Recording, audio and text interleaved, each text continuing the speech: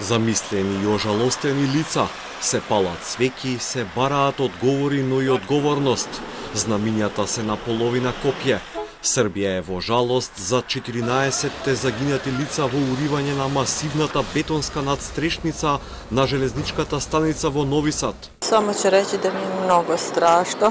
Nisam čak smela ni da odem gore, jer bi onda se odsekla skroz, ali došla sam eto da zapalim sveću. Ako jedna nadstrešnica nije mogla da bude nameštena kako treba, renovirano je pre 3 meseca, onda ne znam šta da mislim. Eto, ja sam student i koristim tu železničku stanicu i idem do Beograda, imam i tamo društvo i mislim šta mogu da kažem, katastrofa. Меѓу загинатите и македонскиот државјанин Васко Саздовски, 45 годишен научник од Свети Николе, кој нешто повеќе од една година работел во Новосадскиот институт Биосенс. Поради ангажманот во странство, тој речиси секој викенд го користел да се врати во Македонија и да ги виде деновите со сопругата и двете деца. Таков му бил планот и вчера, на кобниот 1 ноември, но останал заробен под купот бетон и железо во Нови Сад. Српското обвинителство веднаш отвори истрага за причините за несреќата. На сослушување се повикани 20 на лица за реконструкцијата на железничката станица во Нови Сад, чии работи ги изведуваат 2 кинески компании.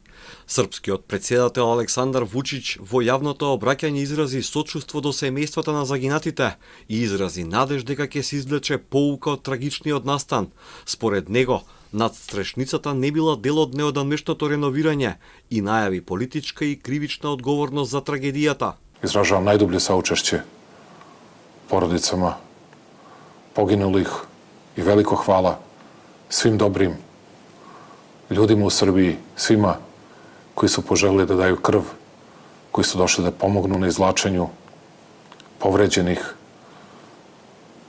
preminulih i verujem da ćemo umeti da izvučemo pouke iz ovog teškog dana. Зоран Џајич, инженер по геологија, кој до март во 2023 година работел на реконструкција на зградата на железничката станица во Нови Сад, за N1 вели дека се вршеле работи на надстрешницата и отинесе точни тврдењата на надлежните и ресорниот министер Весич. Џајич вели дека испратил дописи на неколку адреси, барајќи отстранување на мермерните плочи на фасадата на објектот, за да се провери што има зад нив, но како што додаде, никој не одговорил. Prvo, nije istina ovo što izjavljuju zvaničnici. Na nadstrešnici je rađeno. Znači, u prvoj fazi rađena je reparacija keramike koja je bila na plafonskom delu i rađeno je samo šminkanje te nadstrešnice.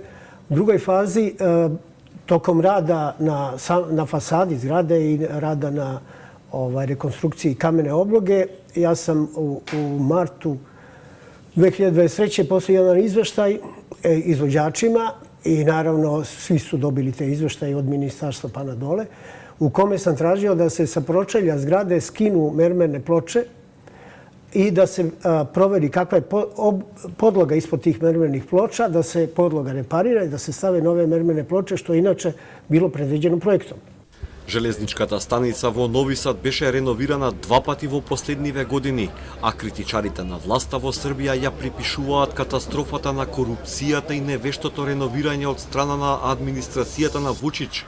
Властите во Србија пред несреќата не ги откриваа ниту цената, ниту проектот за реновирање на железничката станица по барање на кинеските компании. Опозицијата за денеска најави протести пред станицата во Нови Сад со барање за одговорност за трагичниот настан кој однесе 14 човечки животи.